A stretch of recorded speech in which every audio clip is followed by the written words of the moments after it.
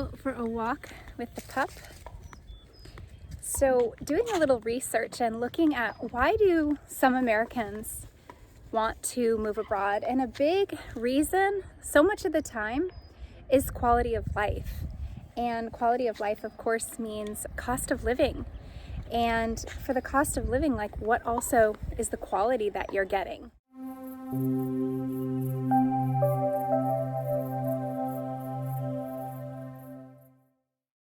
Notably, in America, Canada, Western Europe, the cost of living is quite high, but it doesn't mean what you're getting in exchange for your money is high.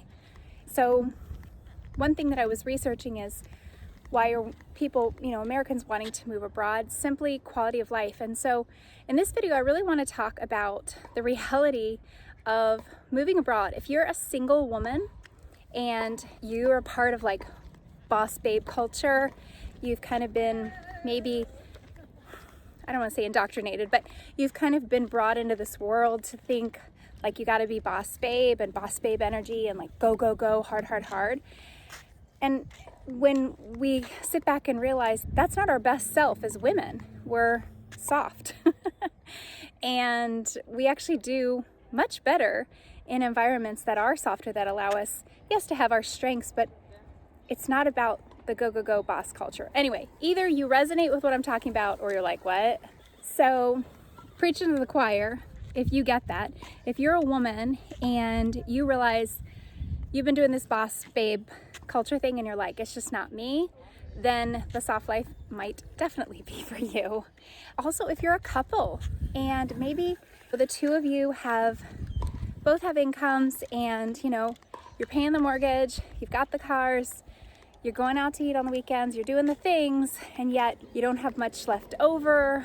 You feel like you're kind of just like living paycheck to paycheck, and you're thinking, this can't be it. Like, this can't be what I was sold on, the American dream. So moving abroad, the soft life might be for you, because you're going to see in this video some reality statistics of what it costs to live a very comfortable life abroad, especially if you are blessed enough to earn US dollar. That is a key point to this. I'm talking to Americans who already earn US dollar, and I'm going to show you and give you some statistics, some examples of what it could be like for you to live the soft life in 2025. The other group that I'm talking to are families. Maybe you are a family and you realize that you want to give your kids the best life possible, but you feel like you're either really crunched with trying to keep up with the Joneses, even if that's not really your MO, but you still feel like you're keeping up with the Joneses. You don't have much left over, and yet you're trying to give the very best life for your kiddo. And maybe also you realize culturally that you prefer a traditional lifestyle, that you want your kids to grow up in an environment with traditional values where topics like what's your gender don't even come up. And again, that's either going to resonate with you, you're my soft life people, or you're going to be like, ugh, no, ugh. And that's fine. That's fine. We have free will, and I want you to choose what your wish is. So for those of us who are interested in traditional lives and traditional roles, so you as a family, a couple, or even a female who is single who would like to meet a more masculine man, a more traditional man, someone who simply, I know it seems counterculture in 2025, but that simply wants to be a man and wants you to be a woman, wants to be masculine and wants you to be feminine. I know, counterculture, right? Ooh, so rock and roll. This is either going to resonate you, I'll say it again, and you're going to be like, yes, you get me. I want the soft life. Or you're going to be like, no, that's not my jam. And that's cool. Because there's plenty of other places in America or in other countries that have moved into this territory where their priority is not traditional. And that's fine. So I want to talk specifically to the woman she's working. She could be in her 20s, 30s, 40s, 50s, beyond. and you've done the things, you've done what you're told, get a good education, get a good job, save your money, don't get in debt, buy a house, blah, blah, blah, blah, blah, you know. And you're doing all the things, and you might have some debt. You might really realize, gosh, you have more bills than you really want to be paying. And so I'm talking to you where if you move abroad, you're going to significantly lower the cost of your living. You're going to have a higher quality of life, significantly lower cost, and you're going to be able to pay off debt, and you're going to be able to then save. Novel idea. So if you're someone like me who really values traditional lifestyle, although I live a very unconventional looking life, I'm a very traditionally valued, centered person. And so I've never been boss babe. I have never been boss babe culture. Like, I've been in the holistic health field for almost 30 years, and I learned quickly that I needed to prioritize myself. And I am a absolute and total former people pleaser. I remember being 10, 12, 15, 19 and being stuck in this cycle of people pleasing. And then it wasn't until I started getting into holistic health and realizing my nervous system was shot. I mean, it was tapped. I'll never forget. It was after 9/11. And I was like, oh my gosh, my nervous system is absolutely totally jacked. And I started prioritizing my health from a natural perspective. Just a lot of common sense, actually. Rest, water, stretch, massage. So for me, I never fell into that like boss babe culture thing. And I've always prioritized holistic health, but definitely not falling prey to that. And so for me, it wasn't about escaping boss babe culture in America. It's not about escaping anything. It's simply about creating other options and recognizing when I did go abroad for the first time, which was at 18. Then I went again when I was 19. And then I went and did 6 countries backpacking when I was 21, 22. And that just got me on a lifelong lover of travel, gave me the travel bug, but also I got to see these different worlds and perspectives and cultures. And I've always then desired that. Okay, so if this is resonating with you, let's get into some statistics. I can point out a lot of different countries, but I really focus for the soft life to specialize in 2 regions. There's a few more that I can branch into, but we're gonna start with the 2 regions that provide all the things I'm talking about. So, for example, we're gonna talk about looking at rent, fully furnished, beautiful flats, apartments. What do utilities cost? Internet, water, basic groceries, eating out, gyms, health clubs, sports clubs, spas, massage, chiropractic, holistic health, and then also Western medicine. So having facilities that if you want to go to a more Western facility, top, best quality, but low cost.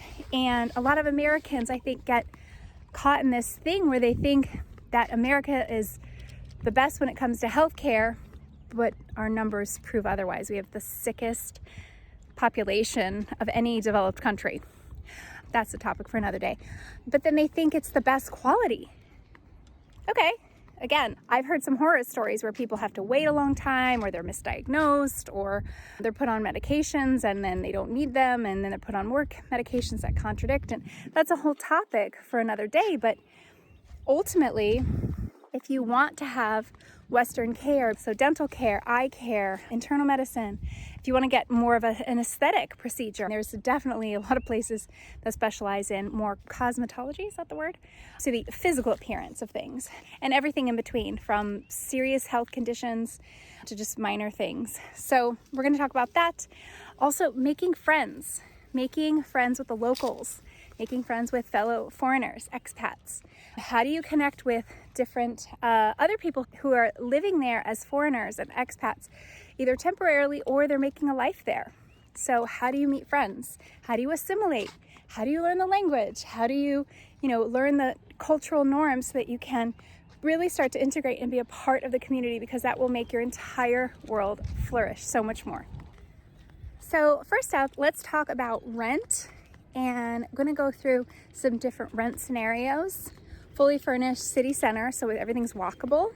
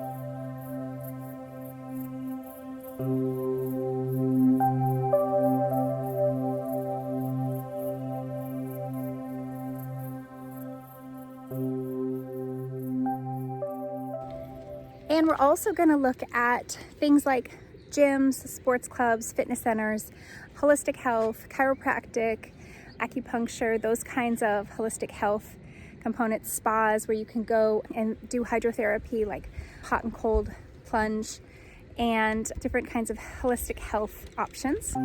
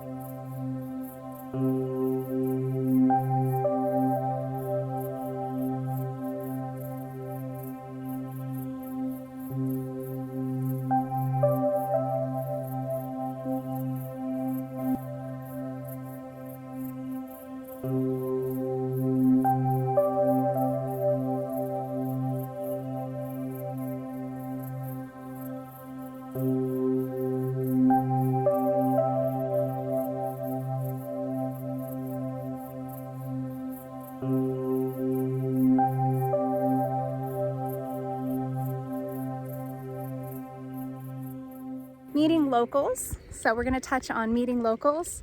How do you meet locals? And also, how do you meet fellow expats? That's a big one to, make friends. How do you meet other people who are in the same situation that you are? They're new or they're newish to the city or to the country, and they just want to make friends and assimilate just like you do. So we're going to go over that.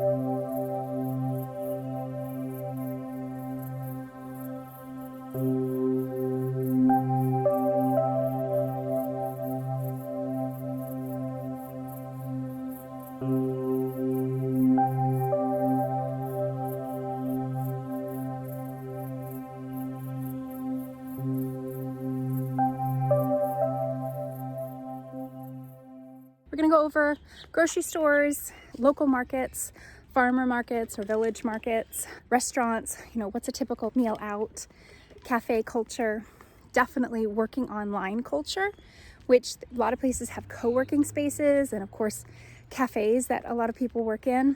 And America has some cafe culture where people work and they have some co-working, but it's not the norm. And so you're going to see like cities and communities and entire societies where it's completely normal to interact and go and have cafe culture, and especially if you work online and you go to the cafe for work. So we're going to touch on that.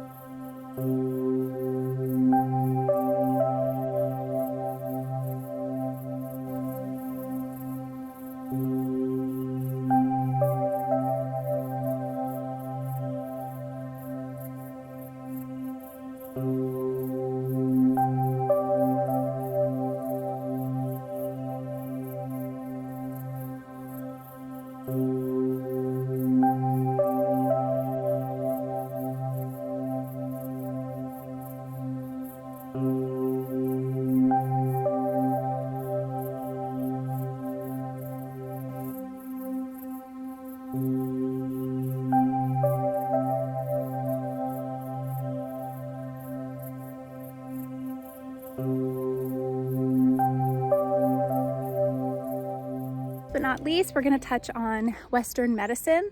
So if you want certain kinds of procedures, or if you need to go to the doctors, to the hospital, learning about how to get local insurance so that you feel covered and taken care of, whether you need it or not, right? It's all about prevention. So having yourself secured.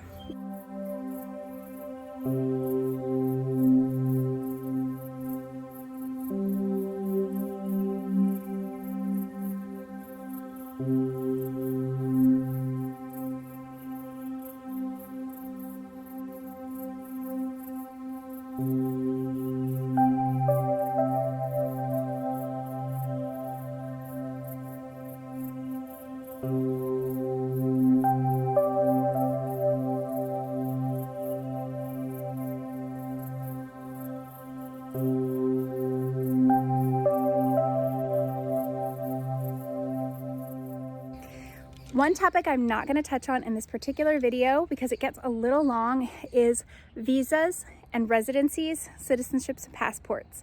But I will go ahead and highlight that in all of those components in another video. So don't forget to make sure you are following so you can see that future video.